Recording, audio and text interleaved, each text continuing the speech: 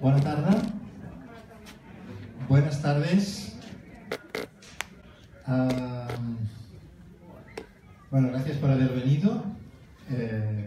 Gracias a los aquí presentes. Gracias a los que nos estarán siguiendo, suponemos, a través de Facebook, porque se está retransmitiendo en directo, Facebook Live. Hablo en castellano y esto quizás no es habitual en nuestros encuentros aquí, pero esta vez lo hemos hecho en atención, primero, a alguna persona que pueda ser castellano parlante, que haya venido aquí, y por otro lado, a personas de toda España que pensamos que nos pueden estar siguiendo en Facebook. De hecho, ha suscitado interés esta ponencia, y de Latinoamérica. La razón es porque, como después explicaré un poco, el ponente, Robert, que después le presentaré, Robert Roche, le presentaré adecuadamente, se ha movido mucho fuera de nuestra Cataluña y del continente, y bueno, eso hace que este acto despierte gran interés. Por lo tanto, seguimos en castellano. No obstante, para el periodo del diálogo que haremos, como es habitual en nuestras sesiones de grupo de diálogo, esto es un acto organizado conjuntamente por el Grupo de Diálogo de Barcelona, Grupo de Diálogo de Amigos entre Convicciones Diversas, y Ciutat Nova, la revista Ciutat Nova. Lo que haremos en este diálogo habitual que seguirá a la ponencia, es que quien quiera expresarse en catalán, que lo haga naturalmente, y lo traduciremos al momento, instantáneamente, ¿no? Para que todo el mundo nos pueda seguir, también los que estén fuera de los que estén siguiéndolo por la red, ¿no? ¿De acuerdo? Entonces,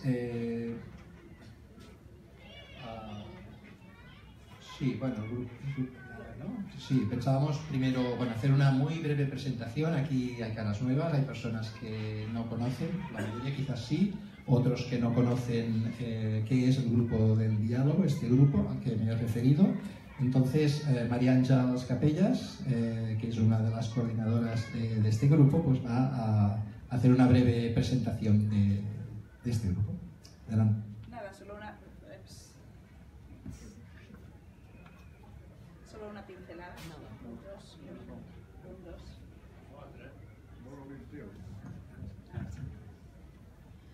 Ahora sí. Una pincelada solo sobre lo que es el grupo de diálogo. Este grupo nace como un espacio de encuentro y de reconocimiento mutuo entre personas de distintas convicciones, creencias, orígenes, en el que en este espacio quieren establecer un diálogo profundo basado en la estima y el respeto mutuo. El grupo de diálogo podríamos decir que es una escuela de comunión y vida, está inspirada en la experiencia del movimiento de los focolares y nos abre una puerta hacia una sociedad más tolerante, más comprensiva, y el objetivo de este grupo es trabajar por la fraternidad universal. Estos grupos de diálogo entre personas de convicciones diversas están esparcidos por toda la geografía del mundo, ¿no? Por distintas ciudades, y cada grupo tiene su fisonomía, que viene dada por los participantes, por los impulsores de estos grupos, pero siempre tienen como este objetivo, el construir la fraternidad, ¿no? En Barcelona, este grupo lleva una trayectoria de más de 20 años y nuestros encuentros giran alrededor, en general, de un tema que elegimos entre todos, del cual se hace una pequeña ponencia que nos da la base para luego establecer el diálogo entre todos, ¿no? Un diálogo en el que buscamos siempre lo que nos une, en el que buscamos lo positivo, tratamos de dar nuestra propia visión de las cosas desde nuestra identidad, sin imponer, y al mismo tiempo con esa apertura y esa escucha que acoge al otro y lo que dice el otro como un don y con respeto hacia su identidad.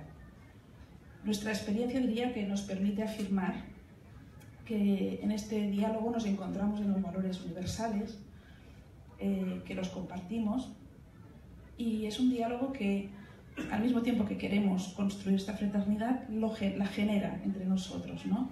Y por tanto también es una muestra de que la unidad es posible. Yo diría así en una pincelada. Sí, ¿se escucha bien hasta ahora? ¿Se escucha más o menos bien? ¿Más volumen? ¿No? ¿Bien? ¿Bien? De acuerdo. Perfecto. Pues seguimos y ahora vamos a hablar, mejor, Josep Bofill, que es el director de esta revista Ciutat Nova, de la cual lo único que yo diré, si me permites, a título de introducción, es una frase, a ver si lo define bien. Lo que es Ciutat Nova es una revista con una larga trayectoria, una larga historia, ¿no? De muchísimos años, décadas, creo, ¿sí? Y que se ha renovado muy recientemente, lo explicará con un poco más de detalle, para crecer como una herramienta de transformación social a través del diálogo, la formación y las experiencias vitales. Tal cual. Adelante. Ya está, pues sí, muchas gracias. Sí, pues bueno, como ha dicho Jordi, sí, 30 años llevamos, Ciutat Nova ya de 30 años, y ahora desde esta tercera etapa que estamos haciendo, pues hemos sacado el tercer número, o sea que todo va de treses, ¿no? Y el 3 dicen que es un número que está bien, ¿no? O sea, 30 años, 3 etapas, y hemos sacado que está ahí, los que sois suscriptores, que seguramente aquí la mayoría sois o conocéis, estos días está llegando el tercer número de esta nueva etapa, que está ahí, ¿no? Que lo tenía yo aquí también, pero aquí, sí. Solo es para que lo podáis ver, ¿no? Esta es la versión en castellano, y después tenemos la versión en catalán, que esta es azul. Esta vez cada número intentamos hacer un color distinto también, aunque en el segundo hubo un error y los que tenéis el segundo salió del mismo color que el primero, ¿no? Bueno, la idea pues es esto, ¿no? Que llevamos, que durante esta época hemos hecho esta renovación que Jordi ha explicado también, y lo que hemos empezado haciendo, digamos, cada número, aparte de un color distinto, pues tiene un tema distinto y son monográficos. Cada 3 meses es una revista monográfica. En la primera hablamos del pluralismo, en la segunda hablamos del conflicto que inevitablemente se genera en una sociedad plural, y ahora esta vez, en este tercer número, hablamos de los vínculos que se establecen una vez, por decir de alguna forma, se ha superado un conflicto, digamos, ¿no? Una imagen que utilizamos es pasar de la red a la comunidad, ¿no? Se genera una red bien trabada, con los nudos bien fuertes, pues ayuda a generar una comunidad posterior. Y en la revista, pues sobre todo, como decía Jordi, lo que hay es proyectos, personas sobre todo, historias de personas, y el otro componente es el formativo, y Robert es uno de los colaboradores de esta sección que le llamamos herramientas, y hay desde varios puntos de vista. Robert es un colaborador habitual ahí, y como estos actos que hacemos, que este es el tercero, que les llamamos, por si alguien utiliza Twitter, Facebook, diálogos CN, o si lo hacemos en català posem diàlegs CN, doncs en estos diálogos, en estos actos, lo que intentamos hacer es aproximar las personas, los proyectos que salen en la revista, sacarlos del papel para que los podamos conocer de otra forma, y también aprovechar para profundizar algunos de los temas que hemos tratado en esta sección de herramientas, ¿no? Y esto es lo que va a hacer Robert hoy, ¿no? El artículo que publicamos en este número de él, pues lo que va a hacer hoy es desarrollarlo más a fondo y tener la posibilidad de interactuar con todos nosotros sobre este tema. Muy bien. Bueno, decir que aquí habréis visto una mesa donde hay revistas de Ciutat Nova, donde después, acabado el acto, quien tenga interés puede ojear y también puede suscribirse si no lo está. Y también habrá alguna cosita más, me parece, algún libro que nos ha traído Robert Roche. Voy a presentar a Robert, pero antes de comentar un poco su currículum, que es realmente amplio, me gustaría definir una palabra que quizás tiene gran trascendencia, ¿no?, en su trayectoria: prosocialidad. Los comportamientos prosociales son aquellos que, sin búsqueda de recompensas, sin la búsqueda de recompensas extrínsecas o materiales, favorecen a otras personas, grupos o metas sociales, aumentando la probabilidad de generar una reciprocidad positiva de calidad y solidaria en las relaciones interpersonales o sociales consecuentes, salvaguardando la identidad, creatividad e iniciativa de los individuos o grupos implicados. Me he permitido tomar esta frase de la propia definición que hace muchos años creo que diste a este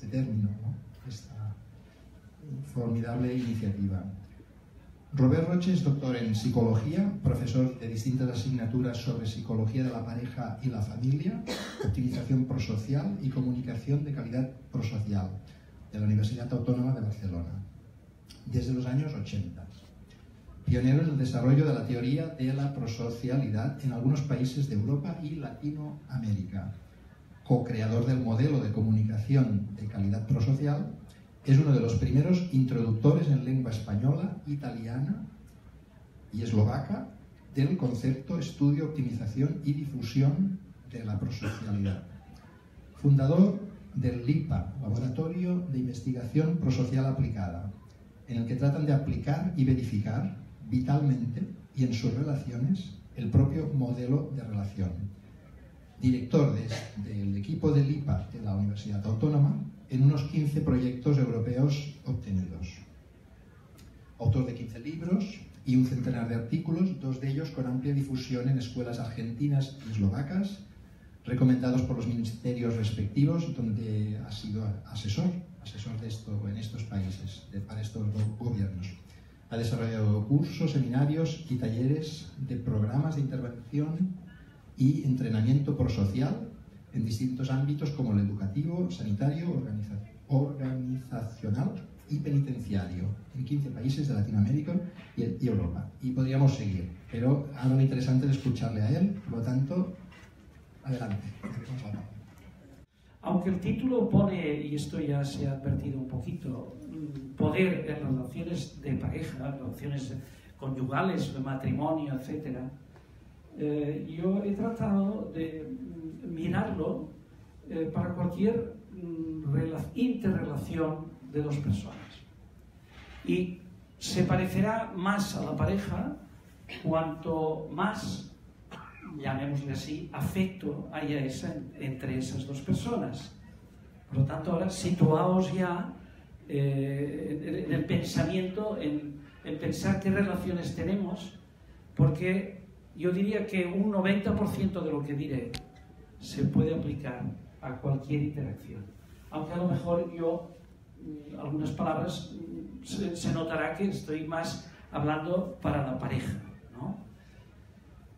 Hemos de pensar que el poder es muy difuso, está en todas partes, pero a veces podríamos pensar que en la pareja eso no se da, porque en principio la pareja, la conyugalidad, la primera dimensión que se genera para crear una pareja es el afecto, la atracción, la seducción, la ternura, y parecería que una vez conseguido esto y consolidado, de algún modo la cosa va a ir fluyendo sin problemas, y que el poder ahí, ¿qué tiene que ver el poder en la pareja?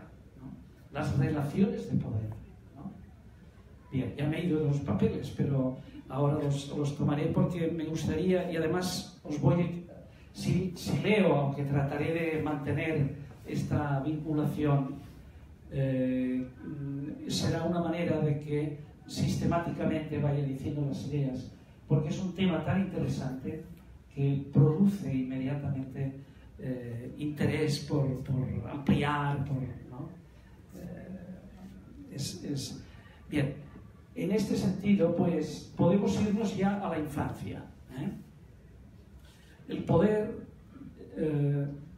ya en los primeros momentos o primeros meses del bebé, cuando nace, ahí también tenemos una díada, mamá y el niño, o el papá y el niño, etc. Y de algún modo parecería que el poder está todo en manos de la madre o del padre, etc. Pero los niños van empezando, ya primero con los lloros, van empezando a controlar su ambiente. Es decir, todos como papás y mamás nos hemos dado cuenta que cuánto nos condicionan, cuánto nos influyen. Y se podría hablar allí también de bidireccionalidad, en la que el poder no siempre es de la madre o del padre, sino que la criatura nos va condicionando y, ojo, si tiene mal carácter y es un niño que se hace sentir, pues, ¿y cómo controla ese ambiente, ¿no? Lo va condicionando y va influyendo. Primero demos un par de definiciones sobre poder, breves. Habilidad de un sujeto dentro de una relación social para llevar adelante su propia voluntad, aunque haya oposición por parte de los demás. ¿Vale? Habilidad para llevar adelante su propia voluntad. Yo diría habilidad y propia voluntad. ¿Vale? Esta es una antigua de Weber, un autor. Y otra aún más sencilla. Habilidad para influir o controlar la conducta de otras personas. Esta es de otros dos autores, más reciente. Fijémonos en esta definición. Hemos de distinguir dos cosas. Es distinguir la habilidad del ejercicio efectivo o puntual de tal habilidad. Diríamos, uno puede tener mucho poder, tiene mucho potencial, pero ¿lo puede utilizar o no? Digamos que esto ya nos matiza un poco los condicionamientos. Y luego otra cosa, el acento está en la interacción y no especialmente en un atributo personal. Por lo tanto, la relación de poder será la relativa habilidad de dos personas, de las dos, para influenciarse recíprocamente sus conductas. Con esto ya estamos diciendo que, por ejemplo, en la pareja o en cualquier otra interacción habrá, a lo mejor, y probablemente y generalmente, influencias mutuas. Siempre podemos hablar quién es el que ejerce más poder, por supuesto. Quería señalar que en la psicología evolutiva, y si queremos estudiar las relaciones humanas, hay dos dimensiones muy importantes. Una es el tema afectivo y otro la disciplina o control. Y aquí empezamos a ver relaciones de poder. He dicho, en la díada materno-filial ya lo empezamos a encontrar, ¿verdad? Pero ahí ya vemos que, si os fijáis, cuando se va creciendo, el individuo va desarrollándose y luego las relaciones entre adultos, también podríamos analizar un poco, y además hay experimentaciones que han tratado de ver cómo captamos nosotros a otra persona que conocemos por primera vez. Pues dos dimensiones que en general están debajo de esa, diríamos, ese diagnóstico que hacemos consciente o inconsciente, es el grado de aceptación que esa persona me ha mostrado, ¿no? Y también el grado de determinación, de asertividad, es decir, de aspectos que ya tienen que ver con algo más instrumental, que lo podemos acercar al tema del poder, del control, en toda organización. Esto es claro, ¿no? La presencia, diríamos, de esta dimensión de autoridad. O sea, encontraremos muchas palabras que podrían ser sinónimas a poder. Quería ir un poquito a lo que os he nombrado de esta díada del niño pequeño en sus padres, y probablemente los padres desearían unos hijos que no les chistaran, que no les dijeran, que a todo dijeran que sí, es decir, que coincidieran sus voluntades, es decir, que lo que el padre o la madre quiere, el hijo complace y lo hace, ¿no? Pero esto es ilusorio. Entre dos personas es muy difícil que esto ocurra. Y esta afirmación podemos trasladarla a las relaciones incluso de la pareja, que retomaremos más adelante. Cuando ha de nacer un hijo, ya hay unas expectativas de los padres respecto al temperamento, por ejemplo, que les gustaría en su hijo. Por ejemplo, en si se los imaginan tranquilos, ordenados, quietos, o muy activos, enérgicos. Pueden o no coincidir la madre y el padre respecto a estas expectativas. Y puede depender de los propios temperamentos del papá y de la mamá. Depende de los deseos de cada uno. Un padre o madre tranquilos ¿Esperarán un niño como ellos o precisamente lo contrario? Unas personas muy activas, como padres, ¿qué esperarán de un niño? ¿Que sean como ellos o lo contrario? ¿Cómo pueden influir los modos del temperamento del padre y de la madre y de lo que esperan en su hijo? No siempre es predecible. Un padre tranquilo puede gustarle un hijo muy activo, o viceversa. Luego, cuando conocemos el verdadero tono temperamental del hijo que ha nacido, empezamos a ver si es lo que esperábamos. Y esto puede conducir a pequeñas o grandes sorpresas.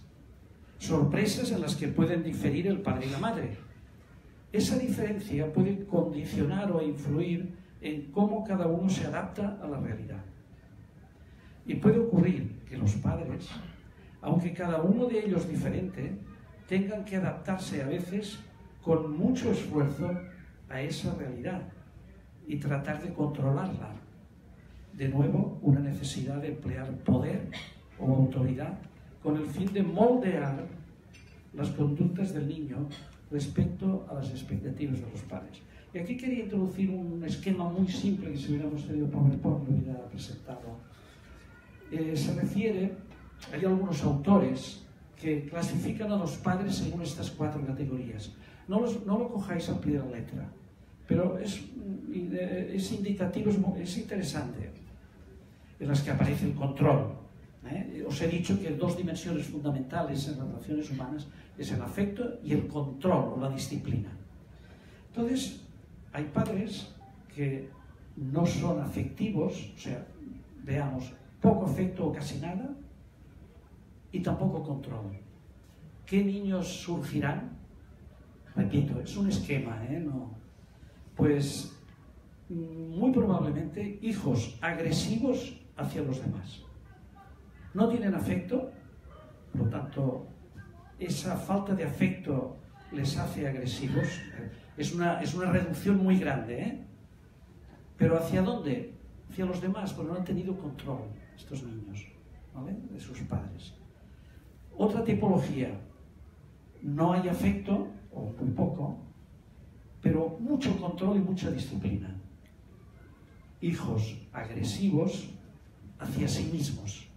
Esa agresividad de no haber tenido afecto, etcétera, se vuelve, y aquí tenemos, mientras que en la primera categoría pueden surgir, no siempre, delincuentes, agresividad hacia los demás, aquí pueden salir personas con dificultades mentales, de aceptación, depresivos, etc. ¿Qué pasa en cambio al revés? Mucho afecto, los padres, y poco control, o casi poco. Aquí tendremos hijos afectivos, han recibido afecto, lo tienen, pueden ser afectivos, conocen lo que es, e independientes, no hay control. Nos podemos imaginar la adolescencia de hoy día, ¿no? A lo mejor si tienen, o sea, han recibido afecto, pero control a lo mejor ninguno, ¿no? Y luego tenemos una tipología un poquito de hace 30, 40 años, muy afectivos, han recibido mucho afecto, pero mucho control. Aquí tenemos también hijos afectivos, pero conformistas. Ahora, después de que lo he presentado, que da una reflexión interesante, podemos discutirla y debatirla, pero no podemos tampoco tener tanto tiempo. En principio, porque ¿qué pasa cuando el padre es afectivo y la madre es controladora? Todas esas combinaciones, hay muchas combinaciones posibles, ¿no? Pero en cualquier caso, lo que nos dice es que, por supuesto, el afecto es esencial en la sociedad, la aceptación y el afecto, y que el control, atención, porque podríamos decir que la mejor combinación sería el afecto expresado y luego poner con guiones control necesario, mínimo, suficiente, y además que los padres tengan un buen modelo de comunicación, porque a estas 2 dimensiones del afecto y el control tendríamos que añadirle, y sobre todo cuando entramos en la vida adulta y en la pareja, la comunicación, que está al servicio de los dos. para expresar el afecto y para también poder ejercer la autoridad necesaria, ¿no?, en la familia. En la adolescencia llegan los procesos de obediencia, desobediencia. Esto ya nos va acercando un poco al tema, o más, al tema del control, ¿no? Pero aquí podríamos preguntarnos los padres, ¿queremos o no que la persona sea independiente, una persona independiente o autónoma? ¿No? Aquello que decíamos, no podemos hacer coincidir las voluntades. En este sentido, los padres se preguntan qué libertad dar a los hijos. Los psicólogos no se ponen de acuerdo, no hay una norma de cuándo un niño o preadolescente, si pide una cosa, qué grado de libertad hay que darle, ¿no? Lo que parece que hay bastante de acuerdo es que cuando lo pide es que casi está preparado ya o ya lo está para realizar esa demanda que hace, ¿no? Aparte que el aprendizaje de la experiencia, el hacerlo, es muy educativo. Además de aumentar y consolidar ese aprendizaje, incrementa la motivación para seguir aprendiendo y seguir practicando lo que está empezando él o ella a desear y a intentar y entender que quizá ya lo puede hacer. Pasamos ahora a las relaciones de pareja. Aparecen con fuerza las dos dimensiones que hemos citado: afecto, cariño, amor pasional, incluso amor prosocial, intimidad, pero también gestión del sistema. La pareja y la familia es un sistema, es un grupo que tiene que gestionarse y muchas cosas por decidir, ¿no? Y de algún modo puede haber gente que se quiere mucho, pero hay poca habilidad para llevar adelante un grupo. Ahí hace falta habilidad para la toma de decisiones y tendría que haber relativamente una cierta participación. Hemos dicho que es difícil que siempre coincidan dos voluntades. En la pareja podría parecer que, según el primer periodo del enamoramiento, en el que se experimenta una sensación por los efectos del amor pasional, que es un amor sin coste, no tiene coste, nos llega, quedamos envueltos. Por lo tanto, es muy fácil, el amor pasional es muy fácil, es dejarse llevar, sin coste. Parecería que de este modo estamos entrando en un encaje perfecto, dos almas y cuerpos en uno, pensamientos, deseos, intenciones, voluntades coincidentes, como si fuera una rueda dentada que va girando y que va coincidiendo los dientes continuamente, y eso no se va a parar. Es una ilusión. Pronto nos damos cuenta que eso quizá no durará siempre. Y a ello contribuye la aparición real de las diferencias. Diferencias quizás de temperamento, que a lo mejor al inicio no se habían percatado, de intereses, de humor y también de cansancio, las circunstancias del día, las demás relaciones que entran también ya con los hijos.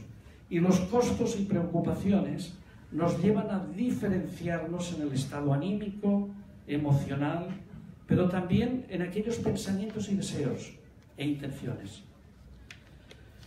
Cuando llega el reencuentro del día, al final del trabajo, podemos estar en dos mundos distintos, lo cual es muy importante para tener en cuenta en la comunicación. Hoy no vamos a poder hablar de la comunicación ideal y de calidad y prosocial, pero hemos de tenerlo en cuenta. Aunque permanezcan y se caractericen dos estilos, dos formas de ver las cosas, y entonces el encaje se hace más difícil. Y no digamos cuando hay hijos.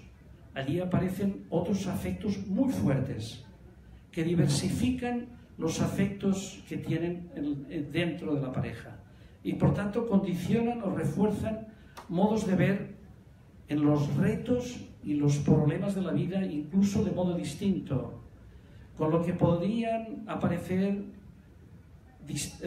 decisiones distintas, y ahí va apareciendo todavía más la relación de poder. Normalmente no se prevé regular o poner reglas sobre cómo se tomarán las decisiones. Abundan partners en la pareja que fácilmente, muy enamorados, aceptan la iniciativa del otro al inicio. El otro va cobrando poder.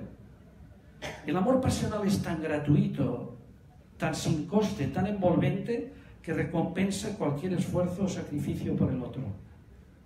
Y a veces ese otro se aprovecha para inconscientemente llevar la delantera.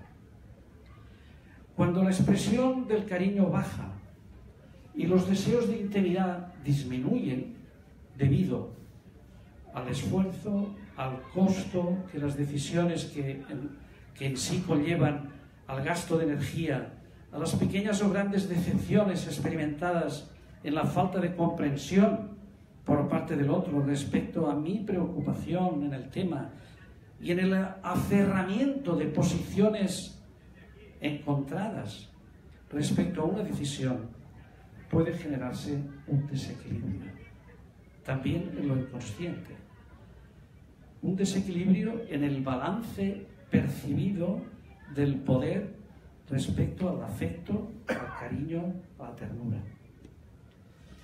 Tiene mucho que ver con el esfuerzo también vinculado a las tareas del sistema familiar y de cómo están repartidas.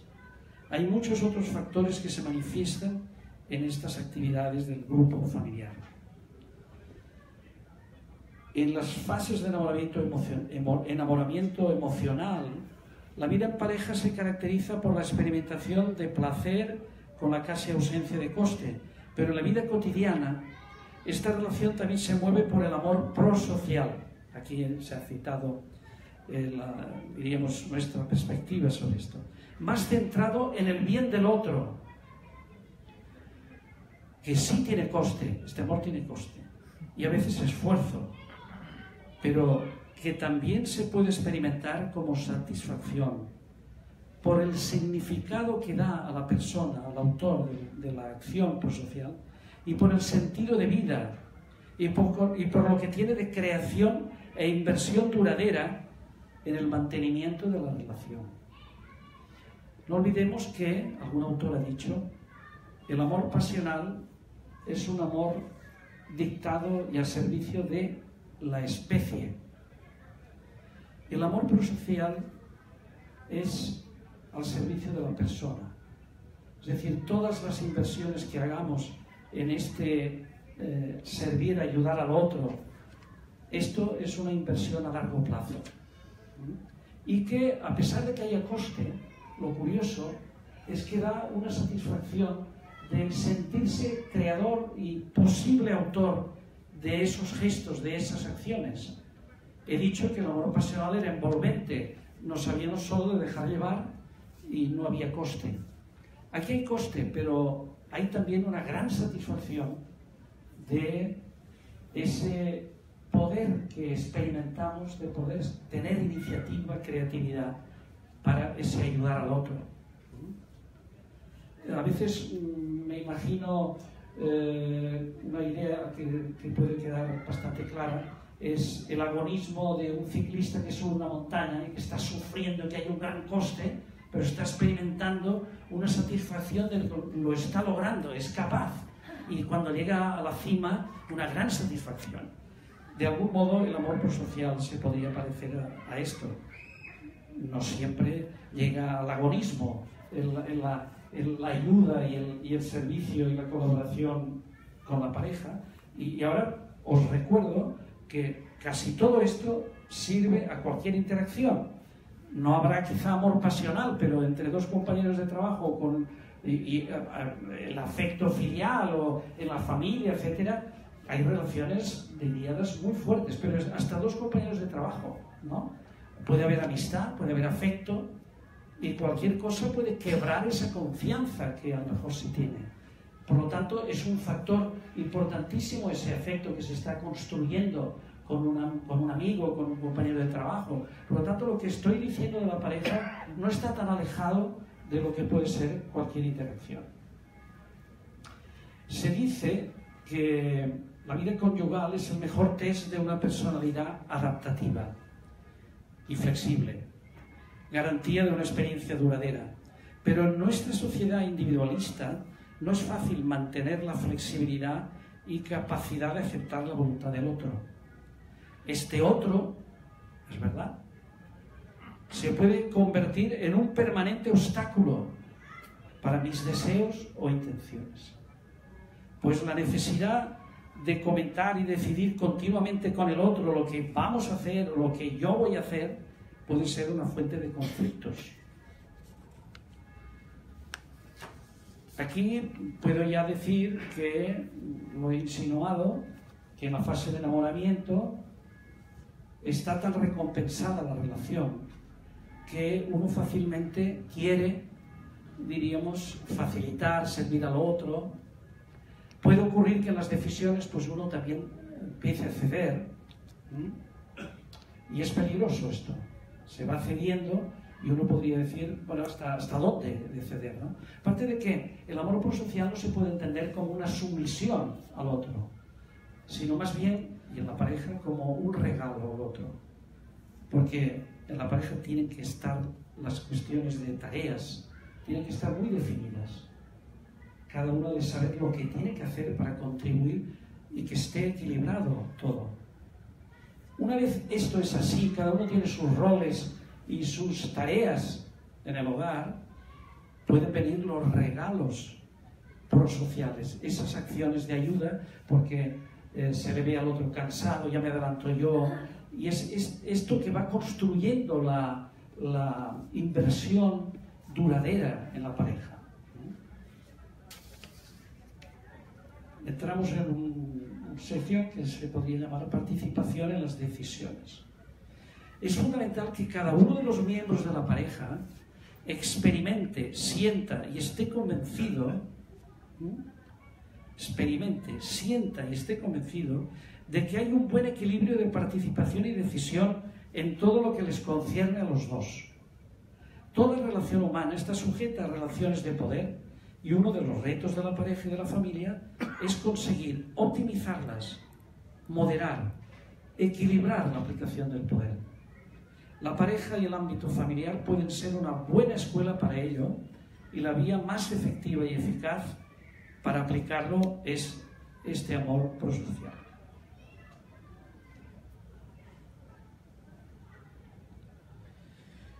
Cuando hay hijos, el sistema se hace más complejo y cuanto más numeroso, más complejo. Una buena comunicación influirá mucho para continuar tratando de convencer al cónyuge sobre lo que para uno es la mejor opción, pero en ocasiones no hay manera de lograrlo, no se llega al acuerdo y lo que es peor, se acumula un cansancio, un desgaste de la discusión interminable, momento en el que puede surgir una palabra inadecuada o una involuntaria desvalorización del otro, cosa peligrosa porque además no hace falta muchas veces, es decir, con uno o dos uno podría ya alarmarse que haya desvalorización, uno sienta esa desvalorización. Las parejas que se dicen felices no empiezan siendo más guapas, más ricas, más pasionales, más comprometidas, ni sus miembros más compatibles entre ellos. No, estas parejas felices tienen tantos desacuerdos y lo mismo que las parejas infelices o que acaban en divorcio. Al final, pues resulta que todas tienen desacuerdos acerca de los mismos temas: tareas domésticas, distribución, dinero, sexo, hijos, amigos, parientes, prioridades. Pero es importante señalar la diferencia entre un desacuerdo, un conflicto y el modo en que lo afrontan. Mientras que los desacuerdos son normales e incluso pueden ser habituales, los modos de afrontarlos que incluyan la discusión y sobre todo la convivencia es algo que tenemos que diferenciar. podemos entender la discusión como un enfrentamiento de pareceres sobre una cuestión. Cuando en la discusión, aparte de tratar los elementos objetivos de las opiniones o pareceres, se introducen otros elementos de atribución a la otra persona, como he dicho, que puede acabar en desvalorización, corremos el riesgo de que casi siempre lleve consigo esa desvalorización. Es decir, aunque no parezca clara, hay pequeños pasos que uno da, ¿no?, que son muy peligrosos, porque después es muy difícil recobrar y restablecer la relación como estaba antes. Así sucede cuando, por ejemplo, se interpreta como oculto un segundo significado, o se le pone al otro una etiqueta de que siempre es así, desconsiderado, egoísta. Cuando llegamos a este nivel ya podemos denominarlo disputa, por dar otra palabra. Y la disputa es siempre una comunicación negativa para la autoestima y para la relación afectiva. Me faltan 2 hojitas, creo que vamos bien de tiempo, no sé ahora, creo que... Y entonces, cuanto más diálogo haya, mejor. Después. Aparece una frase que es un tema que hemos elaborado en un último libro que se llama como comunicación de calidad para parejas inteligentes. No quiere decir que sea para personas inteligentes, sino qué es o qué podría ser una pareja inteligente, ¿no? Una pareja que se entiende y que tiene en cuenta todo esto que estamos diciendo y de algún modo se acomoda a encontrar estas vías de comunicación inteligente. La cuestión crucial está en cómo entienden las parejas estas diferencias, aceptando como normal que haya desacuerdos y, sobre todo, cómo manejan esos desacuerdos y con qué calidad comunicativa lo debaten. La pareja inteligente debe saber aplicar bien esta gestión de los desacuerdos. A la pregunta de cómo afrontar los desacuerdos, muchas parejas contestan cediendo uno de los dos. Pero, como hemos dicho antes, ¿cómo y cuándo ceder? ¿Y si siempre es el mismo el que cede? En las parejas inteligentes, los 2 miembros de la pareja están dispuestos... creo que te estoy dando mucho trabajo, ¿no? Moviendo a ver si me puedo quedar quieto. Me gustaría moverme más, pero... La pareja inteligente...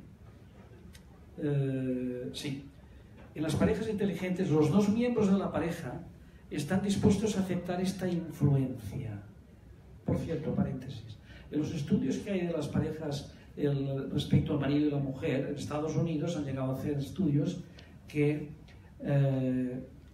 recomiendan que el marido, una buena táctica sería saber aceptar la influencia de la mujer, ¿no?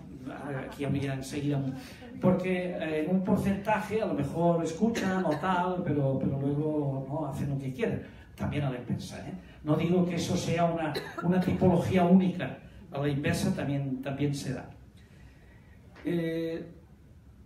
Están dispuestos a aceptar esta influencia, y ya lo estoy diciendo como recomendación, y ceder, pues es un modo de mantener la consideración para con el otro.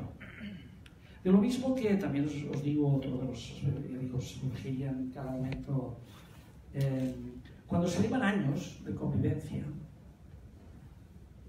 algo que ocurre es que a lo mejor uno de los dos, o los dos, cuando se llaman tienen que repetirlo 3 o 4 veces. Escolta, Josep, tal. Por otro, no ha habido nada. Y otra vez, y otra vez. Bien, esto primero es una falta de oportunidad para la relación, y segundo, diríamos que no va mucho con la consideración a cuando alguien le llama o le dice. Precisamente yo ingeniería que no se llevó a cabo un experimento que pudiera ser parejas que no van muy bien, hacer un programa solo de hacer caso a la primera.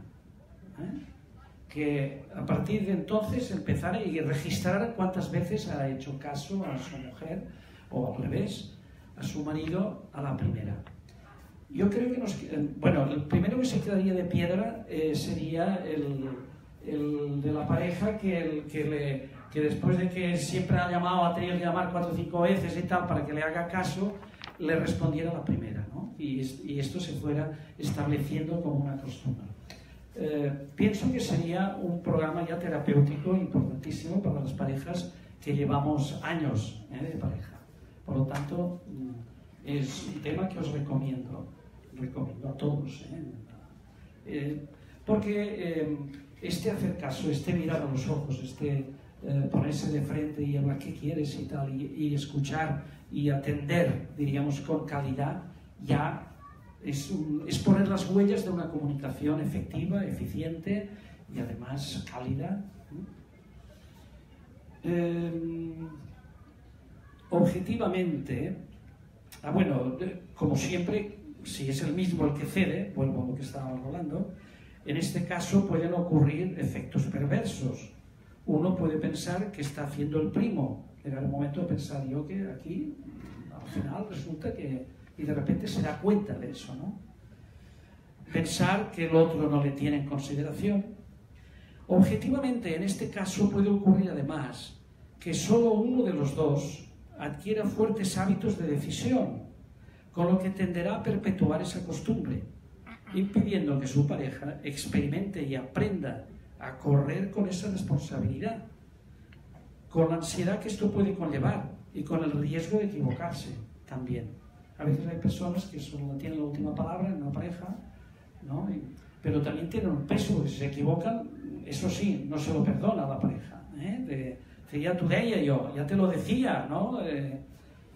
Bien, un modo de afrontar estas situaciones que nos permite mejorar el funcionamiento eficaz del sistema consiste, y aquí ya me refiero a algún contenido que está en la revista, ¿qué podemos hacer para mejorar el funcionamiento eficaz del sistema? Consiste, por ejemplo, en delimitar y determinar los aspectos organizativos de la vida en común. Por lo tanto, distribución del esfuerzo, de los roles, ¿verdad? Y con posibilidad de cambiar después de un tiempo. Es decir, que las tareas y tal... A ver, hay dos modelos. Hay el modelo del especializarse.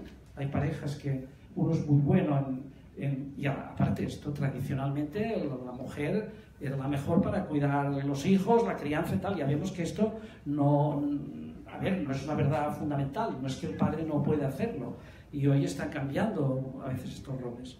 Pero en otras cosas incluso, la distribución de quién hace una cosa, también aquí tiene que ver con el temperamento. A veces se produce algo y de repente sale uno de los dos, porque en las parejas muchas veces los temperamentos son distintos. Y hay uno que es más activo y enseguida reacciona, llama a alguien al timbre, es el primero que va.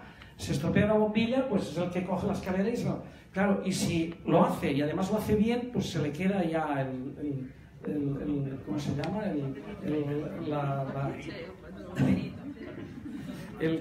Ya sabe que le tocará y el otro lo está esperando ya siempre, ¿no? Es decir, por eso ir haciendo... Es muy práctica. La especialización de cada uno tiene una gran... Es decir, no es que esto no sea eficiente, pero en las parejas igualitarias el hecho de cambiar puede haber una mayor sensibilidad para el rol que está desempeñando el otro.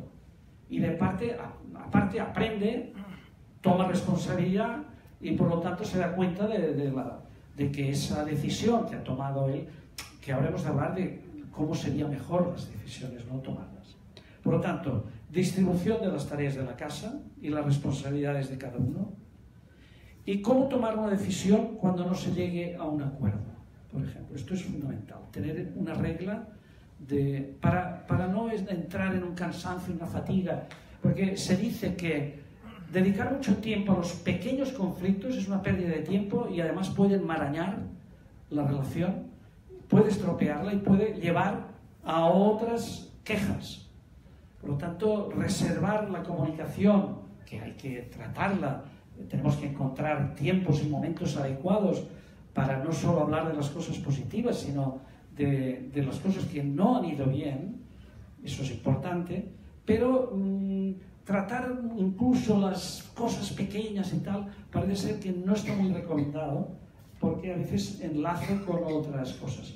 Por lo tanto, si esas incidencias no son tipificadas de uno solo y el otro no, quizá entonces sí que hay que tocarlas en conjunto. Es decir, es que ocurre generalmente que cuando yo te hablo y tal, tú ni me miras ni nada, ¿no? Por ejemplo. O sea, hay que tener en cuenta y tener también presente qué cosas en la relación no van, para poder irlas optimizando poco a poco, llegar a un acuerdo de irlas mejorando.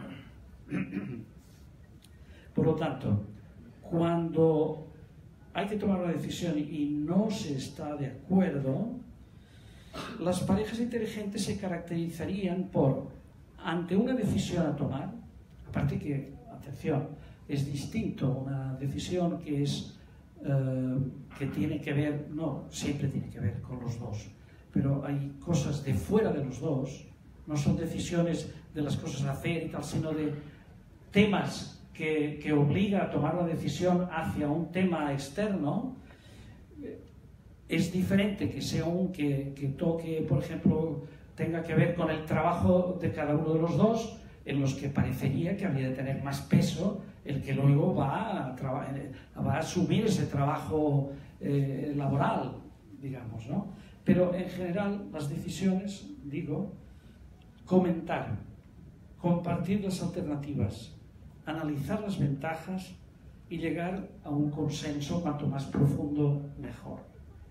Cuando no hay acuerdo total, aceptar la influencia de la pareja, saber ceder de buen grado. Muchas veces las decisiones, un 40%, por ejemplo, ¿no? Yo puedo pensar que en un 60% creo que tengo la razón yo en la decisión esa, y mi mujer cree que tiene el 60%, pero en realidad hay una diferencia, un 40% ahí que está en juego, no es tan importante tampoco, ¿no? Cuando mira que yo pienso que todas las ventajas y mi mujer cree que las ventajas están en todo otras, pero hay situaciones difíciles en las que hay que llegar a un acuerdo. Entonces el ceder es una buena manera, o sea, pero al cabo de un poco de tiempo hay que ver si es que se está cediendo siempre, y por lo tanto eso habría que revisarlo. Ante una decisión a tomar, pues hemos dicho esto: compartir las alternativas, analizar ventajas y llegar al consenso.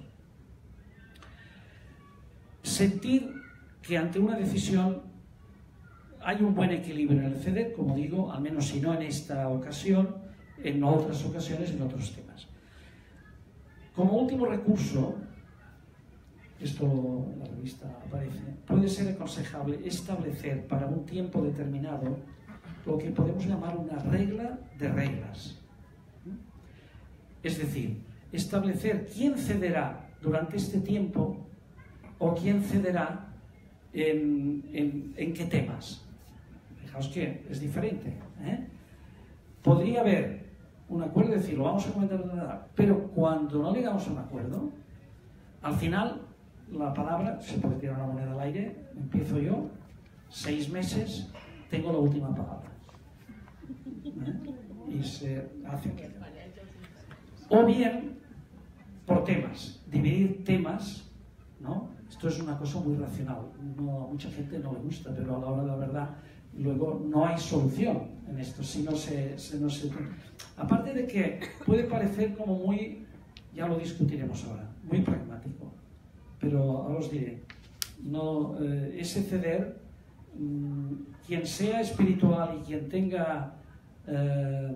quiera vivir una espiritualidad de pareja, es algo muy sublime esto del ceder, ¿eh? Puede poner toda la espiritualidad que quiera en esa capacidad, diríamos, de aceptar algo pero luego hay que trabajar poco los dos a la vez, aunque a lo mejor sí que tiene que ver quién lo va a ejecutar esa decisión, ¿no? Porque a lo mejor el que tiene más ganas, pues que lo haga él o ella, que es la que lo ve más claro, ¿no? A lo mejor esto también sería aconsejable. Esta regla de reglas, repito, podría ser he dicho la moneda para escoger el periodo de tiempo, pero también puede haber una regla de reglas mixta. En el tema de medicina, sanitario y tal, el tema en cambio educativo y tal, cada uno tiene la última palabra. Y al cabo de 6 meses se turna y la última palabra la tendrá. Esto es de una gran economía de energía, esta forma. Ya discutiremos, supongo que saldrán, diríamos, oposiciones a esta forma. Y no siempre es fácil de aplicarlo. Pero, claro, esto ya entrará al diálogo. Si se quiere profundizar, ¿por qué nos aferramos, nos encarnizamos con nuestra propia posición? Cuando se estudiaran los motivos y los elementos que están interviniendo en esa opción, veríamos muchas cosas.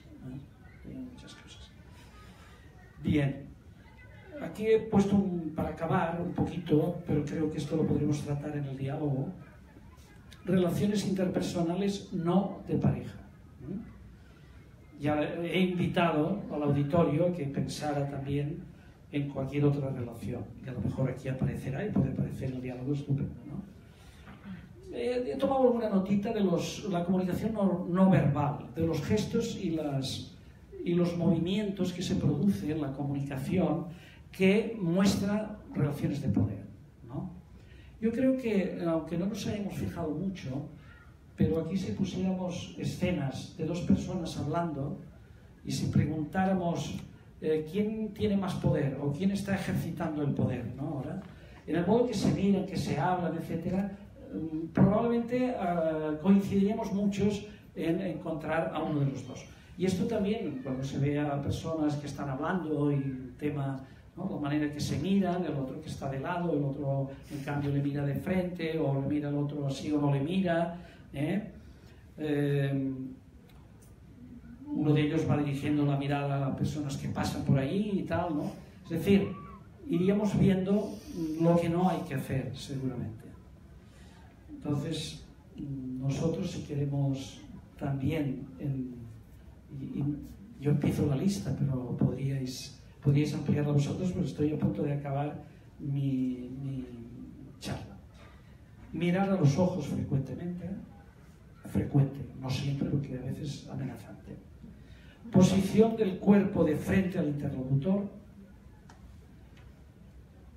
Posición de escucha atenta, sin movimientos ansiosos. No te está hablando y no está movido, pues no es lo mejor. Asertividad prosocial, que está tranquilo, está confiado en el que le escucha. Claro, es una relación, no siempre tenemos el interlocutor perfecto para hablar, a lo mejor ni nos escucha ni tal, entonces hay que utilizar otros modos, ¿no? Pero siempre esta asertividad prosocial, dicen los que estudian la comunicación, dicen que más bien expansivos, hemos de expandir un poco nuestra persona, no encogidos y, ¿no?, y las manos y tal cuando hablamos, porque esto nos ayuda también a que nuestra expresión comunicativa funcione, que nos empequeñecemos. La sonrisa como apertura inicial, feedback de aceptación de contenido y de la relación mismo. El feedback es, qué interesante lo que me has dicho. Aparte, alguna pregunta sobre el tema del otro. No sé si he entendido bien. ¿Querías decir que no? Porque ahí son los principios para generar empatía cognitiva y emotiva, porque la empatía tiene como 2 versiones, ¿no? Una es la del pensamiento, es decir, de tratar de entender bien, dentro de su marco de referencia, qué me quiere decir, que aunque yo no lo comparta, pero visto de dónde procede, ahora un poco el tema de la ideología o el tema del partido político y tal, pues bueno, tratar de entender desde su... pues puede haber un feedback, entiendo lo que estás diciendo desde el marco de tu pensamiento, ¿verdad? Por ejemplo. Pero luego queda el tema de la empatía emotiva, que es tratar de captar ese sentimiento, ese momento emotivo que tenga o el humor que tenga y tratar de sintonizar con él. Bien, esto son un poco las ideas que quería para provocar la inteligencia colectiva aquí presente. Ahora el diálogo podemos iniciarlo.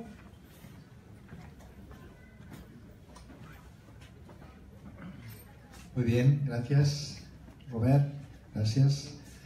Pues bien, yo solo por título de introducción, lo que vamos a hacer ahora es hablar, como muchos ya hacemos en nuestras sesiones habituales una vez al mes, y lo haremos, bueno, para los que no sepáis, normalmente adoptamos una disposición muy horizontal, muy de no manifestar relaciones de poder, ¿no?, en esos grupos, pero aquí no sería práctico, entonces casi vamos a dejar las sillas así.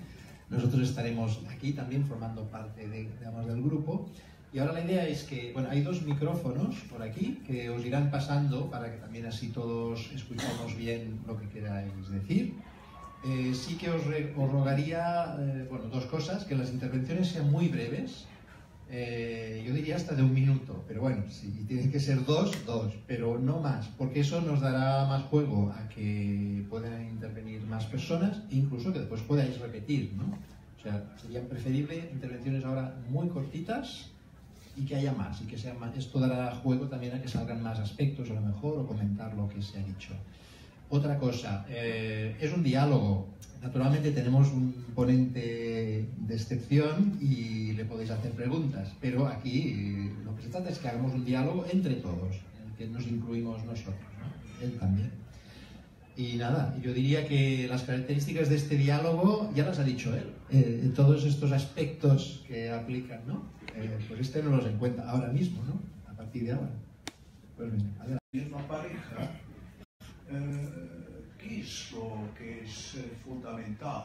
O sea, no sé, voy a decir quizás alguna estupidez, pero después me corriges, ¿no? Me parece que es fundamental cuál es el background de esta persona que eliges como pareja. Después, entendiendo por background, pues los estudios que tiene, lo que ha hecho, la familia de la que procede, etcétera, etcétera. Y después, sobre todo, me parece que es fundamental, para mí, los principios, valores y creencias. ¿Qué cree esta persona, no? ¿Qué cree esta persona? Y si uno tiene unos valores, unos principios y unas creencias que son compatibles, entonces todo esto es mucho más fácil que funcione. Porque la gente no toma las decisiones de una forma racional, y esto está demostrado, ¿no?, en la práctica, sino que más bien toma las decisiones en función de sus creencias, en función de lo que cree, de lo que cree que está bien y lo que cree que está mal, pero no siguiendo unos criterios racionales. Me gustaría que me comentaras algo respecto a esto. ¿Alguien se atreve? También para que sea diálogo. Sí. A mí me gustaría decir algo. En el mundo del amor está la juventud. En la inmadurez de la juventud es muy difícil la visión que has dado. Yo creo que tu visión es para una madurez. Las dos cosas no son racionales en este momento, yo creo, ¿no? Y sería muy difícil de... Imagínate que las parejas, para tu forma de pensar, sería... Vamos al psicólogo, nos psicoanaliza y nos dice si los dos somos compatibles. Vendría a ser así. No, tal como lo has enfocado. Y ahí lo dejo. Una cosa, ahora hay estudios, y ha salido un libro, yo no lo conozco, pero que con millares, como ahora están las aplicaciones del Mythic y otras, millares, centenares de vidas, y están viendo las parejas, parece que salen varias tipologías basados en las hormonas, en basado en las neurociencias que ahora permiten descifrar quiénes son compatibles y quiénes son no compatibles, etc. Habrá que estudiar con interés si nos aporta más. Pero si alguien de la sala, digo, a partir de los valores, no, solo añadiría los intereses también. Añadiría, porque pueden haber temperamentos muy distintos, pueden haber backgrounds bastante distintos, pero parece ser que intereses fuertes, que tiene que ver con los valores, por supuesto, es lo que muchas veces une, al menos no sabemos la duración y tal, es otro tema, entramos en otro. Pero dejemos a la sala que...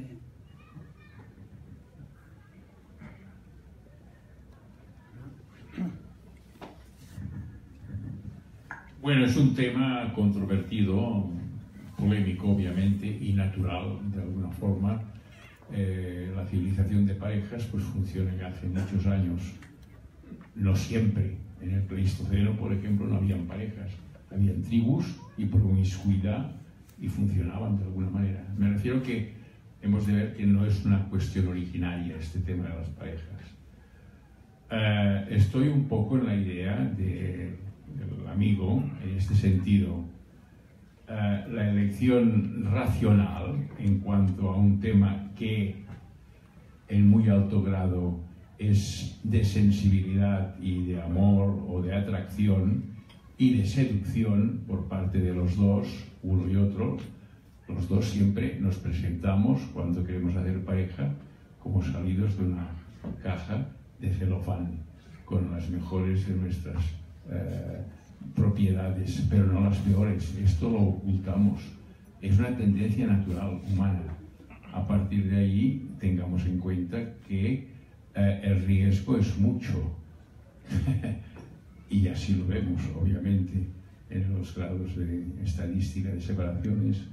Yo he llevado muchas de ellas en mi profesión y lo conozco a fondo el tema. No obstante, vamos repitiendo y repitiendo. Pero obviamente es una cosa difícil por cuanto no, entiendo yo, funcionamos con el elemento puramente racional, sino con el elemento mayormente, no del todo, pero sí mayormente afectivo.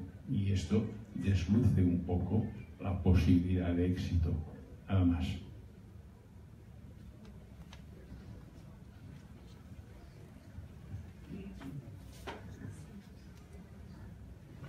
Bueno, yo mientras tanto, no sé si querías responder a estos comentarios, pero si no, yo te adelanto una cosa que, mientras pensáis quién quiere... ¿Ya está? ¿Alguien? Vale, pues te lo lanzo. Vale, pues... Vale, pero yo lo digo y después contesta cuando quieras, porque esto es una pregunta si sería para él, ¿no? Porque ha utilizado un término, espiritualidad de la pareja, y a mí me ha desconcertado. Simplemente lo que encierra este concepto. Sí, cuando he citado eso en el ceder, o el saber perder, digamos a veces, ¿no? De nuestras opciones, lo que vemos claro, etcétera, cuando es una cosa evidentísima y tal, que a veces esta opción de tener una regla y, bueno, pues nada, hoy, después de que se ha hablado, hemos diagnosticado que no hay acuerdo. No hay acuerdo. Entonces, tener una economía en la capacidad de resolverlo, y hemos hablado del ceder.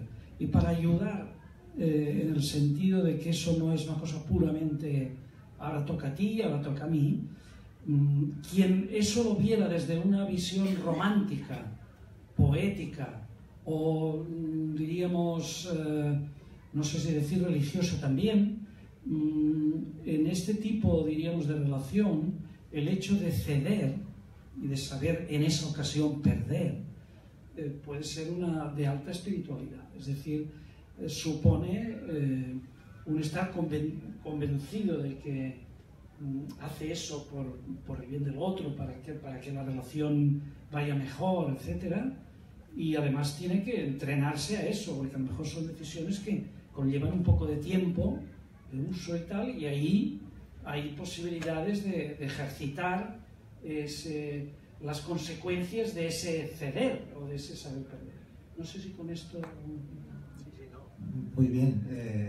Lo que pasa es que a mí también me evocaba este término espiritualidad, y puesto que estamos en un grupo de diálogo entre personas con convicciones diversas, quiere decir que hay personas creyentes, personas que no, o incluso creyentes en otro tipo, digamos, de religión más alejada del ámbito geográfico. Entonces, claro, me venía a pensar que si esto influye en este tema que nos has explicado, ¿no?, de relaciones de poder, es decir, el factor religioso, el factor creencias, ¿puede influir o es independiente totalmente? Es decir, hay que aprender a gestionar los desacuerdos. ¿Ayuda una religión aquí, la católica, por ejemplo? ¿Ayuda o mejor no tener? O sea, ¿qué papel tiene, no? Y es una pregunta que lanzo a todos, ¿eh? No sé si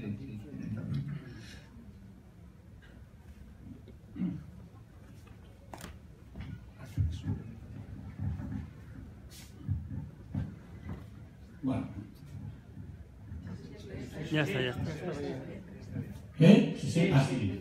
Bueno, yo digo que las estadísticas fallan en lo que se refiere a cosas que son más específicas que genéricas. Por ejemplo, cuando se ha hablado de lo que ocurre con los niños abandonados, esto se ha podido comprobar, porque incluso jueces del Tribunal Tutelar de Menores han hecho una estadística y es cierta. Es decir, el niño que se siente abandonado por los padres normalmente tiende a delinquir.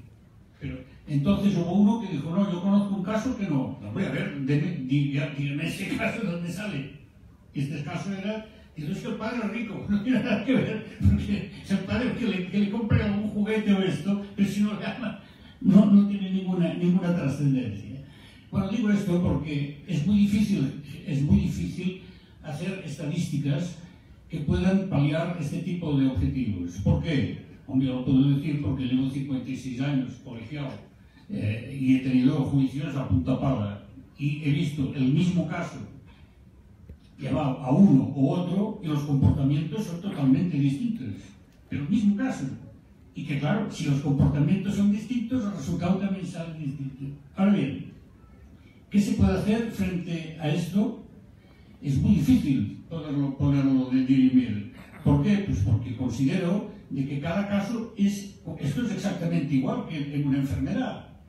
La enfermedad, pues hay personas que se toman una aspirina y se le hincha la cara. Y hay otro que todo lo cura con aspirinas. A ver, todo esto no depende, porque cada uno es distinto. Tenemos un cuerpo parecido y lo que sea, pero me refiero al comportamiento y a la propia existencia de cada uno. Puede haber cosas muy dispares. Y sobre todo, en cuestiones estas de la pareja, porque ahora estábamos hablando de la pareja, he visto casos muy curiosos. Y casos curiosísimos, por ejemplo, yo como que he estado 14 años trabajando en tiempos de Franco y luego nosotros en tiempos de la democracia, pues he visto de todo y en todas las sentencias, en todas las cosas distintas. En aquella época hubo un matrimonio que quería casar a su hijo con una chica que era hija de una pareja. Bueno, entonces, claro, como que iba por la vía canónica, había el problema. ¿Cuál era el problema? Que los padres no estaban ni bautizados y, bueno, tuvieron que hacer una chapuza para poder arreglar la boda de la niña. Vale. Entonces, cuando se hace la boda de la niña tenía pues 21 años. Esta pareja tenía 5 hijos, pero habían vivido durante veintitantos años en pareja. Entonces, al casarse, yo lo primero que miro es a los dos, a la pareja. Al señor ya era un poco maduro, pero se le veían guaperas de estos que tal y cual. Ya pasará algo. Y evidentemente, al año se separaron. Cuando era pareja, de hecho, no pasaba nada. Pero en el momento en que la ley interviene, resulta que vienen ya los derechos. Y yo veo una cosa que es gratificante para la juventud.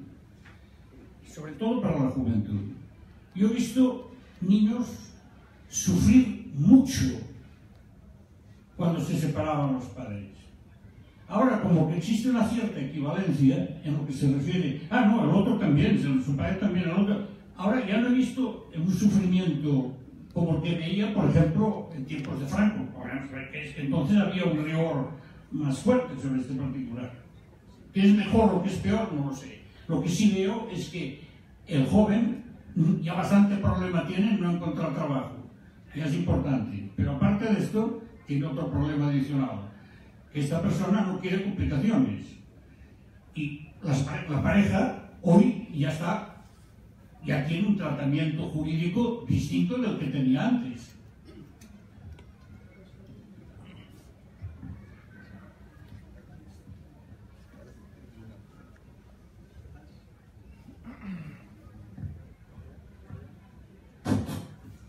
Yo, sí.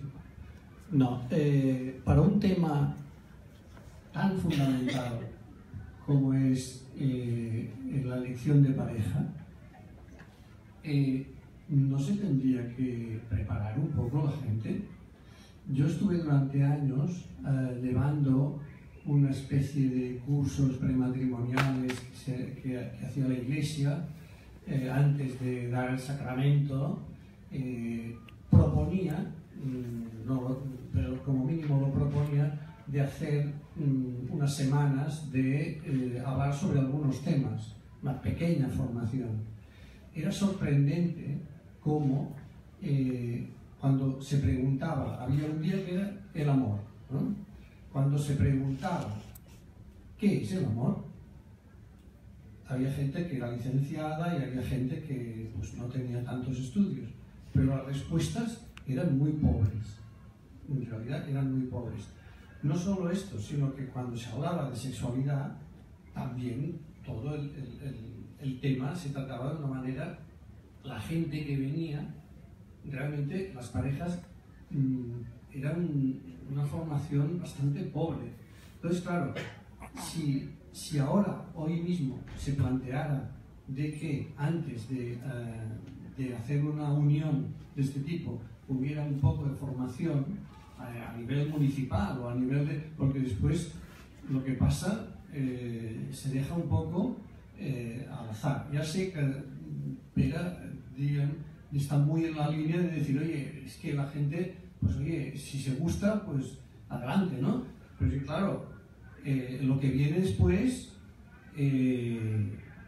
tela, porque si realmente te has equivocado o no has puesto como mínimo unos parámetros de decir esto va a ir por aquí, en lo que hablábamos antes de intereses o de valores, entonces vamos directos a que las relaciones de pareja pues, son muy duras y se complica muchísimo la vida en general.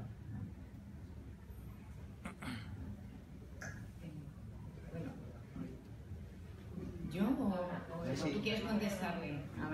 No, yo simplemente, que me ha gustado mucho tu intervención, Rubén, porque me parece que nos dabas como herramientas que ayudan a detectar, ¿no?, esas relaciones de poder que me parece a mí que a veces pueden ser muy sutiles y muy dañinas, ¿no? Entonces un maltrato se detecta enseguida, así claro, ¿no? Pero hay estas relaciones de poder que pueden llegar, ¿no?, pero a maltratos fuertes, a veces pueden hacer mucho daño durante toda una vida y ni eres consciente ni las detectas o no logras verlas, ¿no? O no logras prevenirlas, ¿no? En estas pequeñas herramientas o técnicas que te ayudan a prevenir esas posibles relaciones de poder que se pueden dar. Y entonces, en ese sentido, por lo que decías tú, Jordi, yo no creo que la religión puede o la no religión puede ayudar o no puede ayudar, depende. Y ahora pensaba, digo, me parece como que lo que tú decías, Rubén, es como un escáner que tú lo puedes pasar sobre cualquier creencia o no y ver si realmente eso te ayuda o te puede engañar o te puede confundir y realmente pueden ser más que positivas, negativas, ¿no?, según la forma en que se planteen.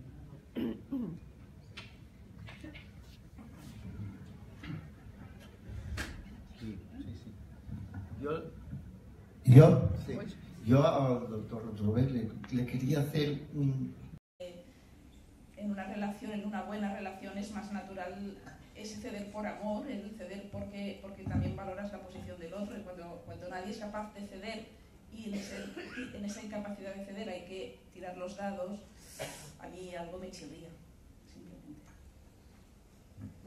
yo creo que esto va dirigido un poco en cuanto la pareja no se pone de acuerdo, cuando no es capaz de conseguir un consenso y para que no sea siempre la misma persona, entonces es cuando llegamos a la sumisión, que esto no es bueno. Entonces, cuando no hay una alternativa como una solución extrema, sería esto, no sería como una solución práctica. Dos pequeños apuntes a lo que se ha dicho último. Una de las críticas que se hace a las parejas consiguientes, es decir, una sucesión de parejas, es el modelo consumista en el que estamos instalados. Es decir, se toma y mientras tal se deja a otra y tal. Quiero decir, esto es críticas de algunos que no lo ven desde un punto de vista solo religioso y tal, ¿no? Hacemos el juego al consumismo. Hemos hablado de que cuando hay una inversión de verdad, de amor prosocial, probablemente esto, yo siempre digo, además en el libro de Comunicación para Parejas Inteligentes, definimos qué es el amor pasional y qué es el amor prosocial. Y decimos que lo bueno sería un equilibrio, en la medida de lo posible, continuado, de que, porque uno al otro se ayudan, se estimulan, no siempre en el mismo nivel. A veces en un bache, pues el amor prosocial realmente da cuenta verdaderamente diríamos, del amor del otro, ¿no? Es decir, cuando solo es gratificante la relación envolvente en la que no hacemos poca cosa, no se ve eso. Yo en general en la universidad, los jóvenes que a veces estaban en una fase, he tenido muestra durante más de 15 años de por lo menos 80 alumnos, de los cuales un 75-80% eran chicas. Y de algún modo, diríamos, la sugerencia que daba yo es que a pesar de que hubiera un amor pasional en la relación, que hubiera siempre un poquito de advertencia, por decir, de inteligencia, de ver si el otro, o la otra, o en caso es lo mismo, da alguna muestra de alguna acción prosocial. Es decir, ver cómo, que no está dictada solo por el estar bien, por el tal, sino... Yo tenía muchos casos porque hacíamos prácticas y explicaban, diríamos, no solo los enamoramientos, sino la clave muy interesante que trabajábamos era la decepción. Siempre hay una primera decepción, un primer momento en el que aquella ilusión que hemos construido, exagerada, extremada, y ha aparecido más o menos, no directamente en la charla, pero esa idealización que lleva a suponer que todo va a ir bien, que todo es un fluir en la relación, hay algún momento en el que algo se quiebra, ¿no? y se desmorona un poco ese ideal. Allí el describir cuándo fue la primera decepción, tengo centenares de casos en los que la decepción tiene muchísimo que ver con qué es lo que me gustó de esa persona. Es decir, precisamente lo que me gustó a veces, la otra medalla, es la génesis y tiene lógica, de la no cumplimiento de aquella idealización que se había tenido, digamos. En cuanto a lo de los dados, ya pensaba que surgiría, no he hablado de dados, he hablado de una moneda sola, de dos. Y bueno, que yo sepa, hasta en el Evangelio le hicieron a un amigo de Jesús a base de una moneda. No, con esto quiero decir que cuando no, yo prefiero que sea una cosa racional, en lo que ya se haya previsto la regla, qué pasará cuando el desacuerdo sea de este tema o de este otro. Y entonces poner en marcha esa regla que ha habido. Lo de la moneda es un recurso último, ¿verdad? Si no se hiciera lo de podría haber gente que pudiera funcionar. Y también allí podría poner espiritualidad. Es decir, bueno, pues esto es la voluntad de Dios, es lo que ha tocado. Y entonces estar tranquilo con aquella opción. Es decir, no es una cosa prosaica, no es algo prosaico, ¿no? El tema. Lo que pasa es que es muy racional. Eso sí, ¿eh? No, bueno, he hecho dos apuntes a...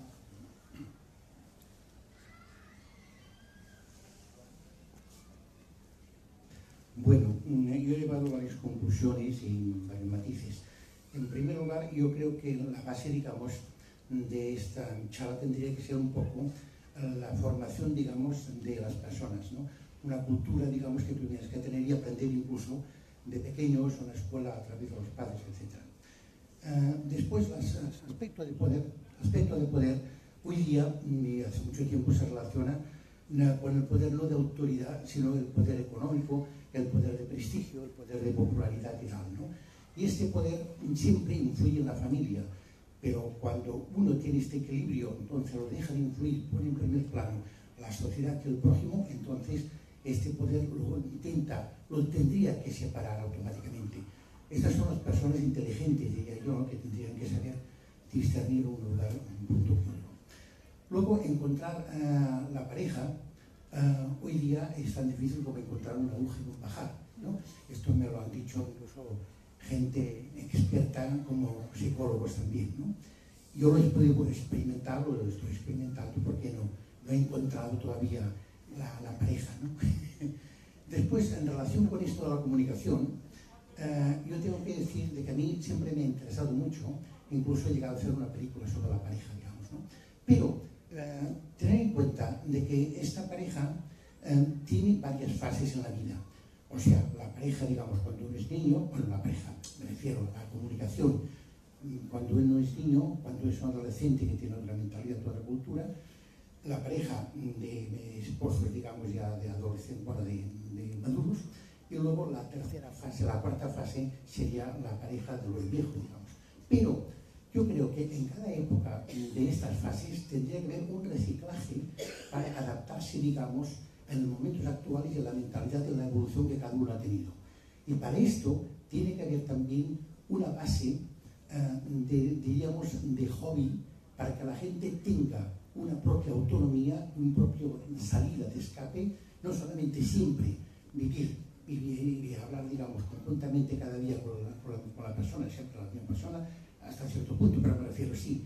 Pero, por otra parte, saber que cuando uno tiene una actividad complementaria artística, cultural, esto se enriquece automáticamente y se comparte con la otra pareja.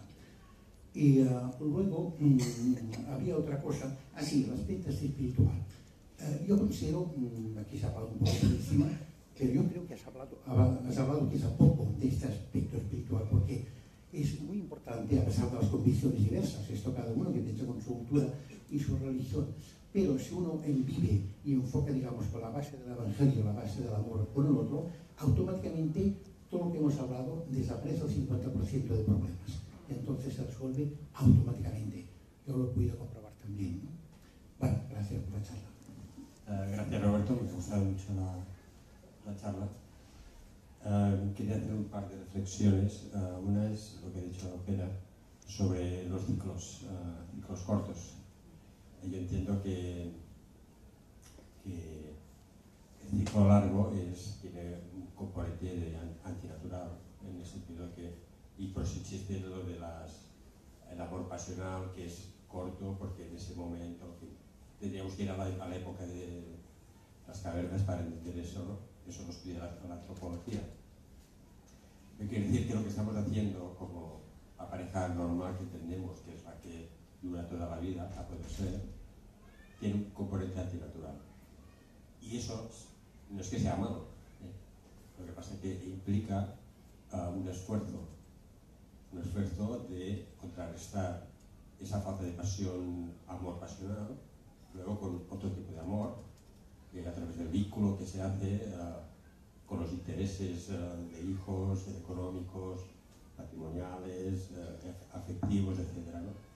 Pero creo que es importante entender que previamente a esto hay el hecho antinatural, con lo cual necesita un esfuerzo. Difícilmente sin ese esfuerzo continuo se puede conseguir un ciclo largo en buenas condiciones.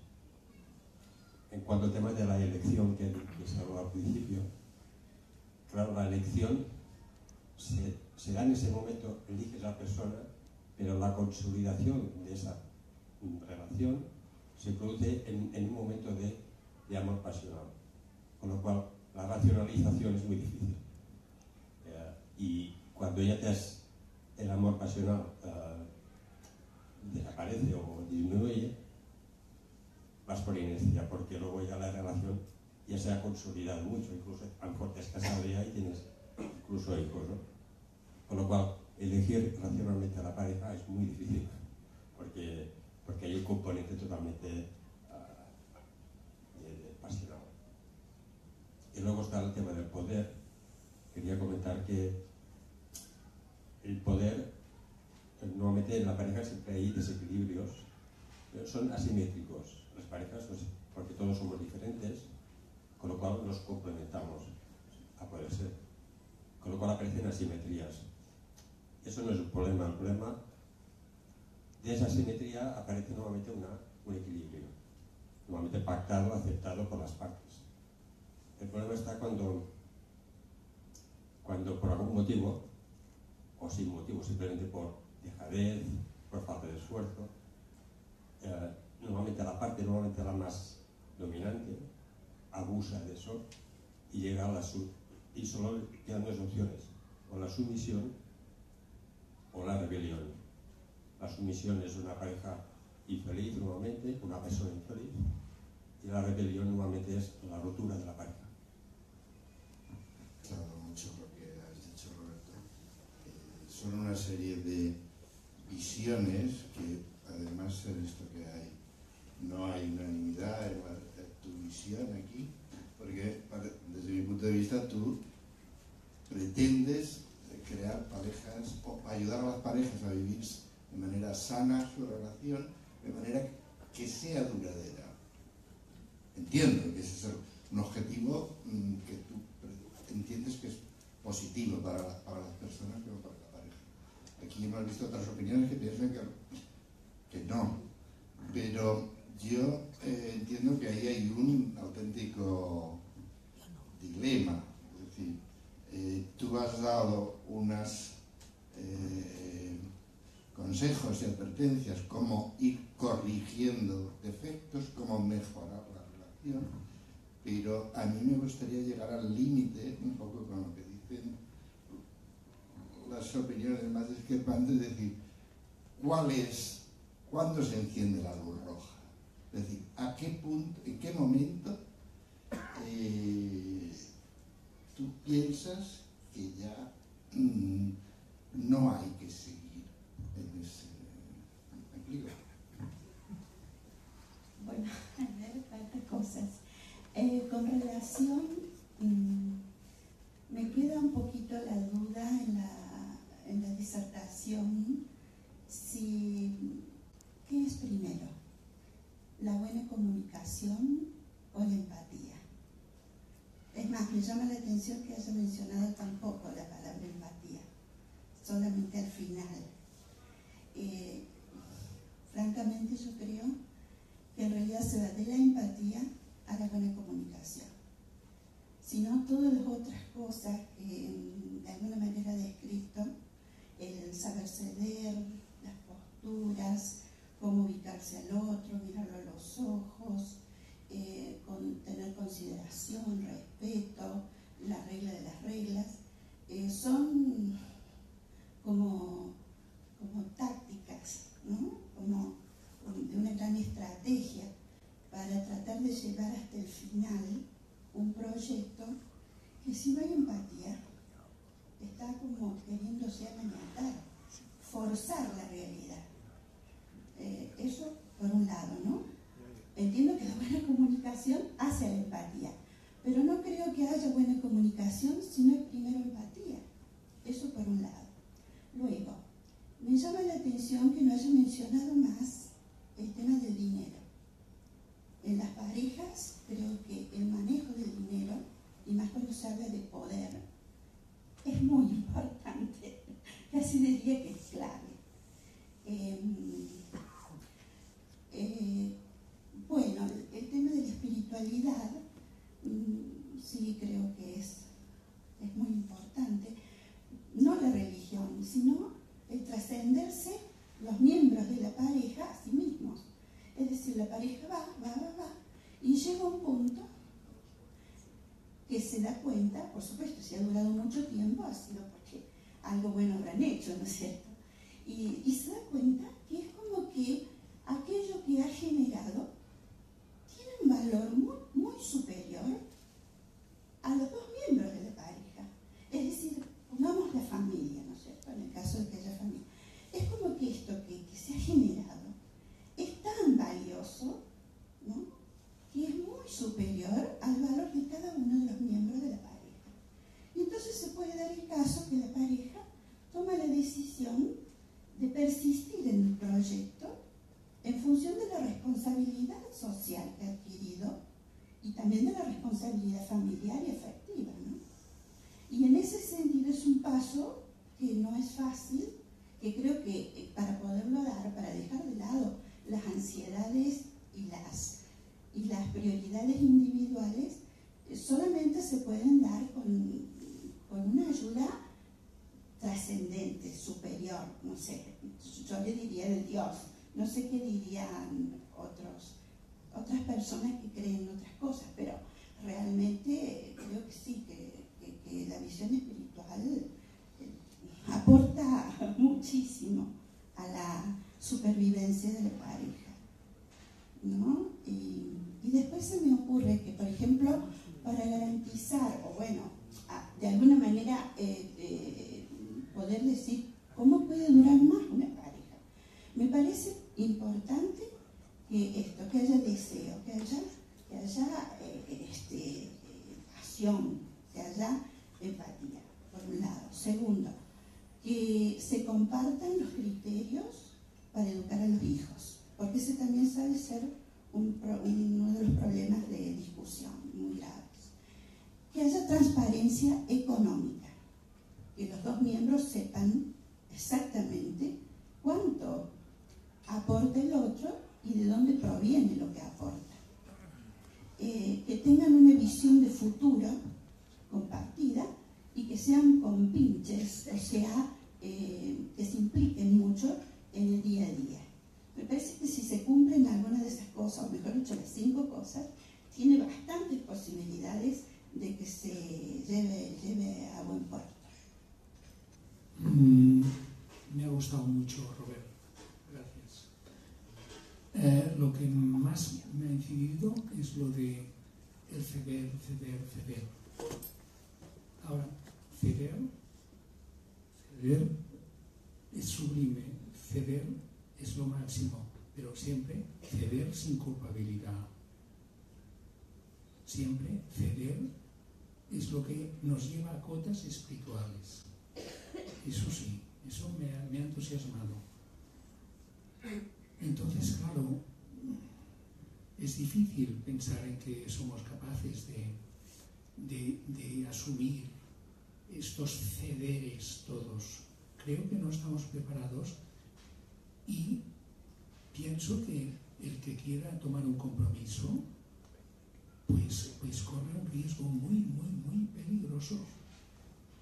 Muy peligroso, porque asumir un compromiso o de pareja, o de matrimonio, o de convivencia, es un riesgo muy peligroso.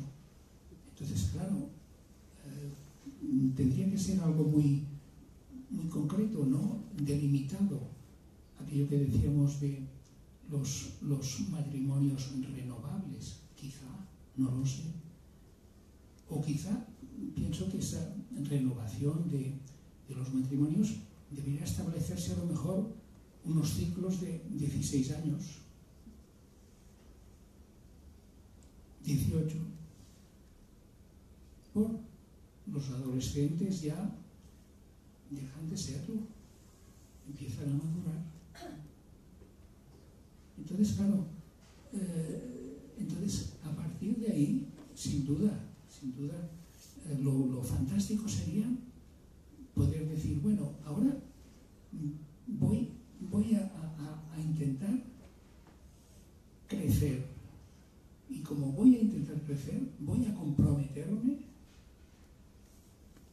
voy a decir, bueno, ahora, a partir de ahora, voy a formalizar el compromiso. Porque no son palabras mías, pero hay maestros buenísimos. Uno antiguo, muy bueno, que siempre dijo que, claro, el mejor convento, la mejor comunidad, el mejor ashram es la familia. Sí, claro, pero para llegar ahí hay que estar preparado. Pues sí, lo vería. Claro, yo he tenido que optar para hablar solo de poder y me doy cuenta que no hemos podido abundar en las otras dimensiones que les he citado en el libro que he traído así un poco de muestra, que es el tratado que trabajamos en la UAB, aparte del libro de comunicación para parejas inteligentes, que ya indica que hay todo un modelo de 15 factores de comunicación en la empatía. Es estrella, por supuesto, ¿eh? Pero claro, cuando se está hablando de una cosa, a la vez no se puede estar acentuando la otra. Hoy tenía que escoger y hablar de estos aspectos un poco más duros que son los del poder. También el enamoramiento. Hay todo un capítulo en que durante años hemos preguntado a los alumnos, porque teníamos una muestra, como he dicho, de muchos alumnos, en los que tenían que decir qué era el amor, qué era el enamoramiento, qué sentían. Con toda esa lista, de modo experimental, durante 15 años, hemos llegado a unos factores, pero hoy no se trataba de presentar los factores. Por ejemplo, os cito la admiración, la novedad, ¿vale? Por ejemplo, dos de los factores en el enamoramiento. Por lo tanto, sí, podríamos seguir. El dinero, por supuesto. Yo hubiera tenido que acentuar más el dinero. Es una forma de poder. Aparte de que aquí podría haber presentado la teoría de los recursos, qué es lo que aporta cada uno, hay de muchos tipos, también inconscientes. El principio del menor interés, en la pareja siempre podría haber uno que tiene menos interés que el otro, entonces esto también produce poder, el envolvimiento amoroso como recurso. Y se han hecho experimentos para el poder, pero el dinero, a veces hay formas de ejercer el poder, si uno de los dos tiene que pedir al otro, para que a lo mejor sí, se lo dará siempre, pero ya el gesto, porque no hay una caja común. Este es un gran tema para las parejas hoy de hecho y jóvenes y tal, cómo hacen, como no hay mucha confianza en lo que durará, pues de algún modo tienen que preservar sus caudales personales y lo que van haciendo. En los modelos tradicionales, pues todo junto, ¿no? A la vez y tal, también con sus problemas y con estilos de estos de que uno administra y el que administra siempre tiene un poco más el poder por la mano, porque el otro le ha de preguntar, le ha de pedir, y esto diríamos es una falta de consideración, por ejemplo. No, que es un tema que efectivamente se podría haber subrayado. Y quedaban otras cosas. Desde luego estamos experimentando nuevas formas de pareja. Se ha hablado de estas renovables, la palabra esta no estaba mal, ¿eh? Lo de los 16 años, no sé cuántas renovaciones se podrían hacer, pero es un poco largo. Y el hecho de una experiencia que probablemente no se tiene muy en cuenta es la vivir en dos techos diferentes, ¿no?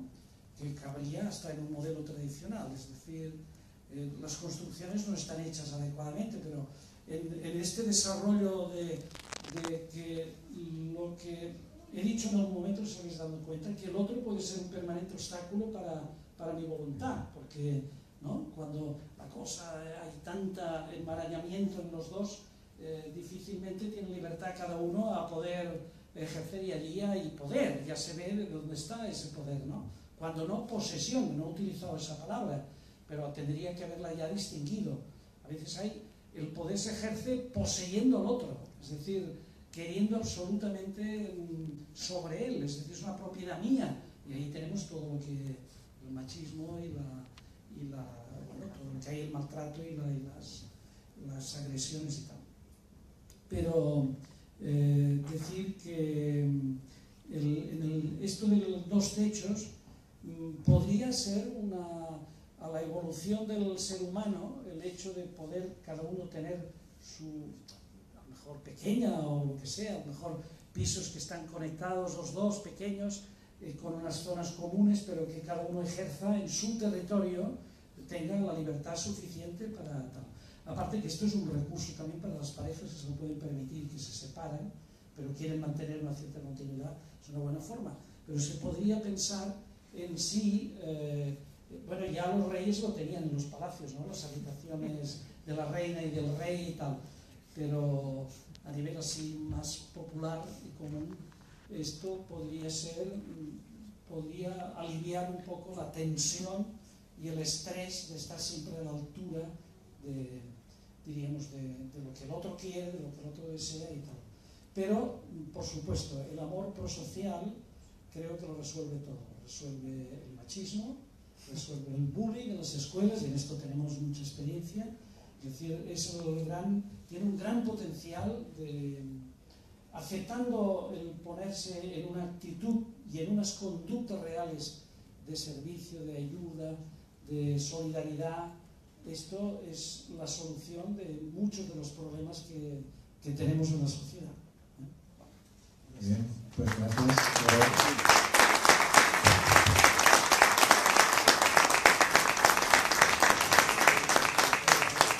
Gracias a la inteligencia colectiva que hemos desarrollado, sobre todo también con el diálogo.